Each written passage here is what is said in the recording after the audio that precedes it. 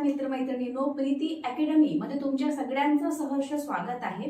Preeti academy या चॅनलवर आपण टीईटी आणि सीटेट या एक्झामची प्रिपरेशन करत आहोत।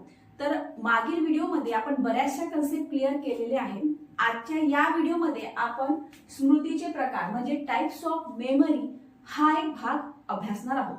व्हिडिओ खूप जास्त महत्त्वाचा आहे, त्यामुळे व्हिडिओला नक्कीच लाईक आणि सबस्क्राइब करा आणि ज्याला गरज असेल त्याला शेअर करायला विसरू नका। चला व्हिडिओ स्टार्ट करूया। बघा, स्मृती आणि स्मृतीचे प्रकार।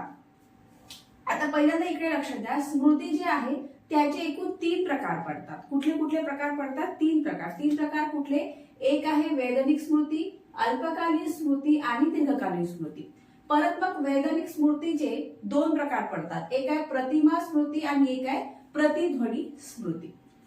आणि ही जी दीर्घकालीन स्मृती आहे हिचे सुद्धा 2 प्रकार पडतात, एक आहे निर्देशनात्मक स्मृती, एक आहे कार्यपद्धती स्मृती म्हणजे मेमरी। मग याचे परत 2 अर्धयुक्त स्मृती, घटना स्मृती आणि कार्यपद्धती स्मृतीचे कौशल्य आणि सवय। काय बघितलं आपण बघितलं स्मृती। आपला टॉपिक काय आहे? स्मृतीचे प्रकार, टाइप्स ऑफ मेमरी। या मेमरीचे 3 प्रकार पडले जाते। सगळ्यात पहिले आहे वैधानिक स्मृती, याला तुम्ही सेन्सरी मेमरी सुद्धा म्हणू शकतो। एक आहे अल्पकालीन स्मृती आणि एक आहे दीर्घकालीन स्मृती। आता या वैधानिक स्मृतीचे परत 2 भाग पडतात, एक आहे प्रतिमा स्मृती आणि एक आहे प्रतिध्वनी स्मृती। ओके, आणि ही जी काही दीर्घकालीन स्मृती आहे याचे सुद्धा 2 भाग पडतात, एक आहे निर्देशनात्मक स्मृती, कार्यपद्धती स्मृती। याचे सुद्धा 2 आहे, अर्धयुक्त स्मृती, घटना स्मृती आणि कार्यपद्धती स्मृतीचे सुद्धा 2 भाग, ते म्हणजे कौशल्य आणि सवय। ठीक आहे, आज आपण वैधानिक स्मृती म्हणजेच सेन्सरी मेमरी याबद्दल थोडं बघणार आहोत की सेन्सरी मेमरी काय कशी असते। मग याचे जे 2 भाग आहेत जसं प्रतिमा स्मृती आणि प्रतिध्वनी स्मृती ते आपण नंतरच्या व्हिडिओमध्ये बघू। आजच्या व्हिडिओमध्ये आपण बघू की वैधानिक स्मृती काय आहे, सेन्सरी मेमरी म्हणजे काय। लक्ष द्या, बाह्य वातावरणातील उद्दीपकामुळे पंच ज्ञानेंद्रिय, जे आपले पंच ज्ञानेंद्रिय आहे ते उद्दीपित होतात आणि या ज्ञानेंद्रियामध्येच अगदी अल्प काळासाठी त्या उद्दीपकाची स्मृती साठवली जाते।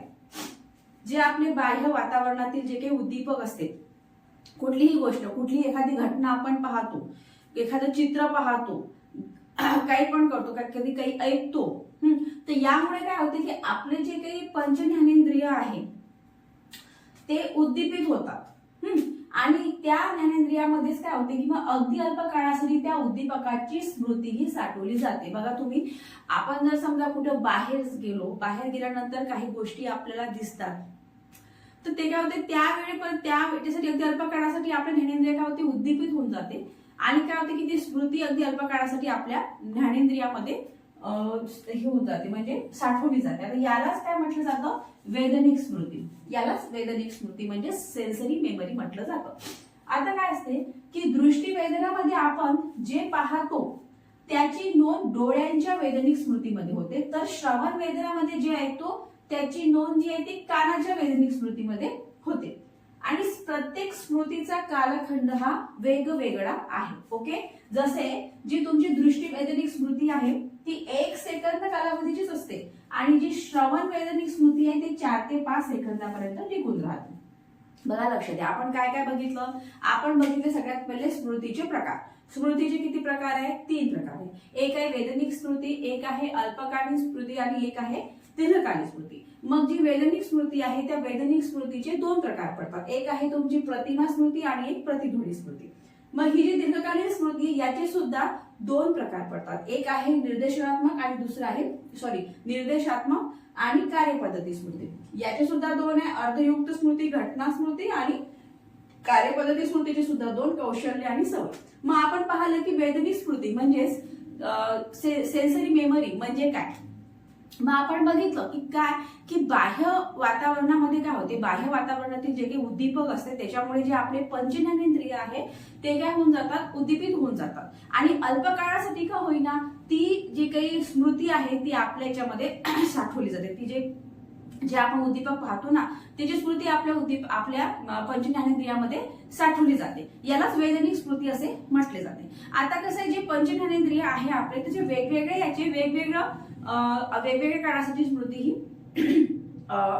आपण जतन करून ठेवतो किंवा वेगवेगळ्या काळासाठी स्मृती ही आपल्या याच्यात राहते. जसं आता डोळ्यांचं आहे, डोळ्यांसाठी जसं आता प्रतिमा जे आपण पाहतो, आपण जे काही कुठली गोष्ट पाहतो त्याचं काय होतं, त्याची स्मृती आपल्या वेदनिक स्मृतीमध्ये तर श्रवण म्हणजे जे काही आपण ऐकतो ते आपल्या श्रवण वेदनामध्ये, ते आपल्या कानाच्या वेदनिक स्मृतीमध्ये होते. म्हणजे जे आपण पाहतो, आपण समजा बाहेर गेल्यानंतर आपण एखादी गोष्ट पाहतो, तर ती जी गोष्ट आहे ती आपल्या डोळ्यांच्या वेदनिक स्मृतीमध्ये साठवली जाते काही काळासाठी, आणि जे काही आपण ऐकतो ते कानाच्या वेदनिक स्मृतीमध्ये साठवलं जाते. मग या सगळ्याचा जो काही कालावधी आहे तो वेगवेगळ्या प्रकारचा आहे. जसं समजा डोळ्याचा जे आहे ते दृष्टीवेदनिक जी स्मृती आहे ती किती आहे, ती 1 सेकंद कालावधीसाठी आहे. तर जी श्रवण वेदनिक स्मृती आहे ते 4 ते 5 सेकंदापर्यंत राहते. यावर बऱ्याचशा मानसशास्त्रज्ञांचं वेगवेगळं मत सुद्धा आहे.